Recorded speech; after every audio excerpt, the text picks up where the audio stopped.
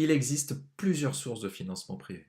Dans cette vidéo, je vous donnerai une liste non exhaustive de ces possibilités. En fonction de votre activité, de vos réseaux ou même de votre capacité à communiquer, vous pourrez développer une véritable stratégie pour essayer de récolter des fonds pour vos projets. Les fondations. Principalement sous forme de subventions financières, le choix de la fondation se portera sur le thème de votre action. En effet, chaque entreprise choisit soit annuellement, soit sur plusieurs années des thèmes sur lesquels les financements se portent. Il existe deux façons de solliciter des fonds, la candidature spontanée et l'appel à projet. Vous pouvez retrouver un annuaire des fondations sur le site centre-français-fondation.org. L'appel public à la générosité. Il s'agit là de solliciter activement le grand public en collectant des fonds destinés à financer une cause définie. Le cadre légal impose que le soutien à une cause d'intérêt général doit se faire dans les domaines suivants: scientifique, social, familial, humanitaire, philanthropique, éducatif, sportif, culturel ou concourant à la défense de l'environnement.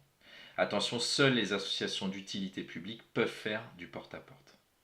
Il est également important de préciser qu'une déclaration préalable auprès de la préfecture du département du siège de l'association est obligatoire et que la quête à domicile est possible uniquement avec un arrêté préfectoral pour les associations d'utilité publique. Enfin, d'un point de vue comptable, vous devrez réaliser un compte annuel d'emploi des ressources collectées auprès du public et les comptes annuels comportant un bilan, un compte de résultat et une annexe. Le financement participatif est un moyen de financement innovant via une plateforme Internet en vue de financer un projet. Nous aborderons plus en détail ce sujet dans une autre vidéo qui sera uniquement consacrée au financement participatif. Les dons. Les dons manuels se définissent par toute somme d'argent ou tout meuble sans acte notarié, à la différence des donations ou des legs. Toute association peut recevoir des dons sans aucune autorisation spéciale. Les associations d'intérêt général, d'utilité publique, d'aide aux personnes en difficulté peuvent faire bénéficier d'avantages fiscaux à leurs donateurs. Le mécénat. Il est réalisé par les entreprises et ou les fondations d'entreprises. Le mécénat ouvre droit à des avantages fiscaux si les versements sont faits sans aucune contrepartie directe ou indirecte. Dans le cadre du mécénat, une méthodologie, via un dossier de partenariat propre à la recherche de partenaires privés, peut s'avérer nécessaire. Nous ne pouvons que vous conseiller de vous rendre sur le site de l'Amicale qui est spécialisé dans la partie mécénat. Il existe trois formes de mécénat. Le mécénat financier, qui est un apport en numéraire au profit d'un projet d'intérêt général.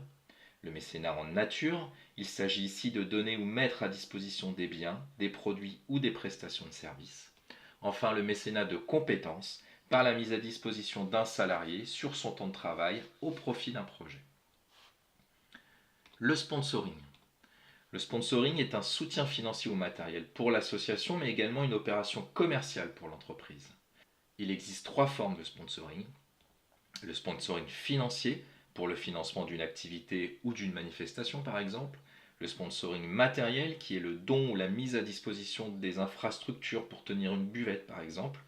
Enfin, le sponsoring de service, par exemple un service de gardiennage, un imprimeur, la conception d'un site internet ou bien d'encarts publicitaires.